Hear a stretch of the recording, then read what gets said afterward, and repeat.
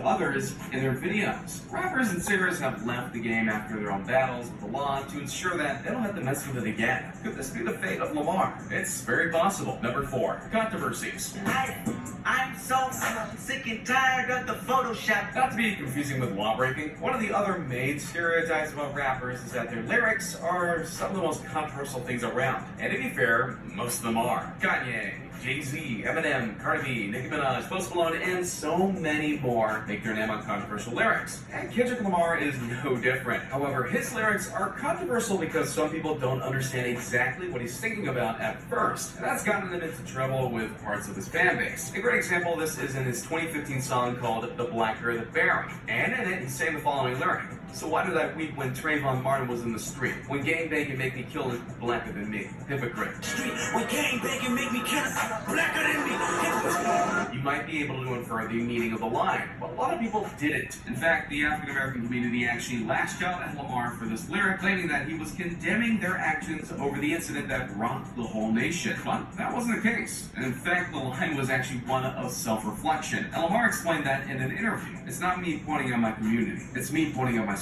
I don't talk about these things if I haven't lived them. And I've hurt people in my life. It's something that I still have to think about when I sleep at night. The controversies over his lyrics didn't stop there. In the hit single Humble, Lamar sang a line about how beauty in the world is now done in programs like Photoshop instead of the natural beauty of a person singing, I'm so fucking sick and tired of the Photoshop. Show me something natural like an afro on Richard Pryor. Show me something natural like an act with some stretch marks.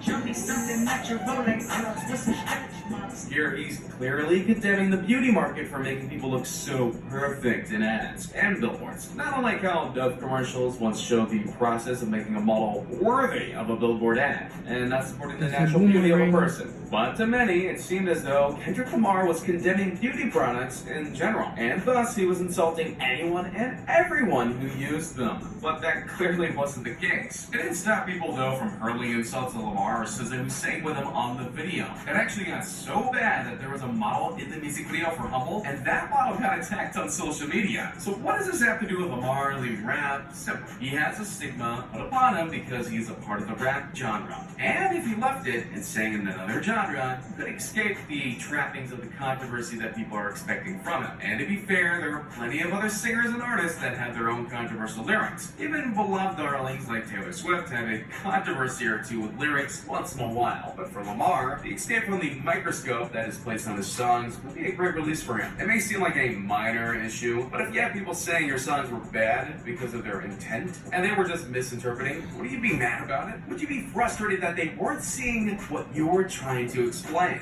Number 3, where's the beef? Despite his acclaim of being one of the best singers of his generation, Kendrick Lamar isn't above being a true rapper and getting into feuds with various singers. In fact, throughout most of his career, he had an on and off again feud with Drake. You know, one of the other best singers of his generation. This all started when Lamar was brought onto a song called Control, and he said a lyric that he was going to kill his competition.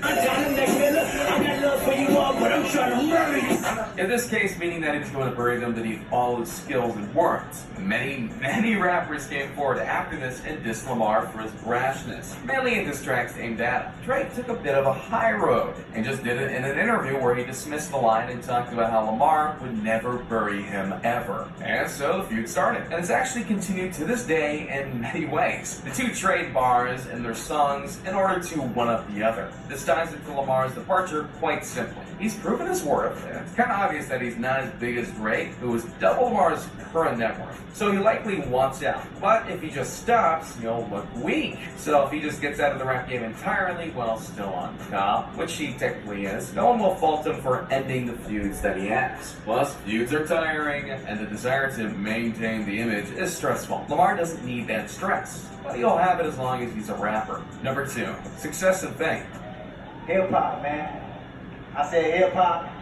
Aside from getting recognition, every single rapper or singer in the world wants to have fame for their works. And in that regard, Kendrick Lamar has succeeded in every way that matters. He began his career in California under the name K-Dot and worked hard to build up a following in the music online community. He joined the indie label Top Dog Entertainment to get even more fame, and along the way, he worked with a lot of rappers that appreciated his work, including rap legends like Busta Rhymes and Snoop Dogg. By the time he started releasing major albums, his success was already assured. But it soon went beyond that. He started being called one of the best of his generation, and if not the best. He was praised for all manners of his music. He even won a Pulitzer Prize for one of his albums. And yeah, a rap album that got him a Pulitzer? Yeah, that's pretty damn impressive. And just as impressive is that Kendrick Lamar has had numerous Grammy nominations in his career, and he's won 12 of them, including 2 for Best Rap Album of the Year. In terms of all of the awards, he's won 122 out of 300 nominations. And if you want to talk numbers, that's about 40%. And what does this all have to do with him leaving rap? Well, the good times won't roll on forever, and he's likely very aware of that. Instead, he can use the fame and success that he's got to take a step in a new direction, a non-music direction possibly. He's clearly thought of it, but with all the success and fame that he's gotten, it might be time to see what's next for him. Such as, number 1, preparing for the future. If the modern age of rapping has shown us anything, it's that if you stay stagnant, you're basically welcoming the end of your career. Example, if you're putting yourself at risk to not do better, then you'll fade out while the other rappers come in and take your place. So many rappers have learned to take their time, money, and popularity and apply it to other endeavors. For example, Ice Cube is an actor, producer, and movie star in many respects, and even directing a few films and TV shows. Kanye West has a very successful clothing line, and even 50 Cent has turned desire into a profitable business, and is a star on the hit Star show they helped create called Power. And it looks like Kendrick Lamar is doing the same thing. He's looking towards his future. This was noted in a spotlight done on him in the LA Times. Lamar talked about his music, but refused to elaborate on his next album.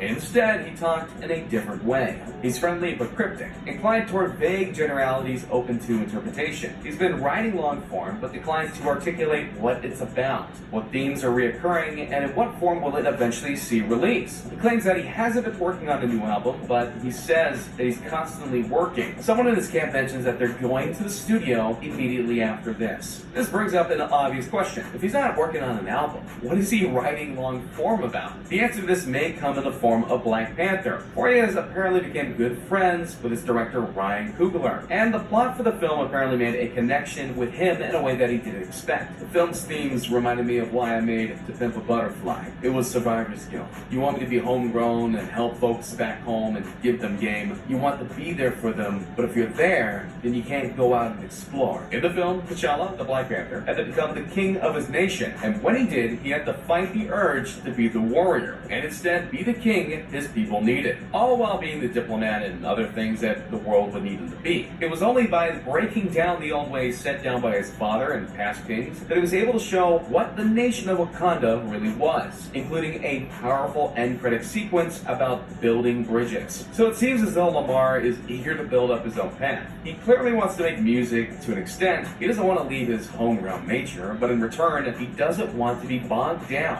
which is something many modern rappers and singers feel. There is always a desire to do more. And after the rise of Black Panther in theaters, he might feel that it's better to do something new and refreshing rather than just sing the same old songs that him and many other rappers are more than capable of doing on their own. Sometimes a new dream can replace one that you've had for a long time. But there's nothing wrong with that. The only question is, are you strong enough to see that new dream though? Kendrick Lamar definitely has that strength. Thanks for watching. Do you think that Kendrick Lamar is going to leave the rap world? Which of these points do you think will lead him into a different path? Let me know in the comments down below. Be sure to subscribe to King Trending, and I'll see you next time. Hey, just a reminder that we're changing up the giveaways. From now on, we're offering the Galaxy Note 9, the one that comes with the exclusive Fortnite skin, the new iPhone X Max, which we'll pre-order for you, and the new Apple Watch Series 4, which we'll also pre-order for you. The winner gets to decide between these three.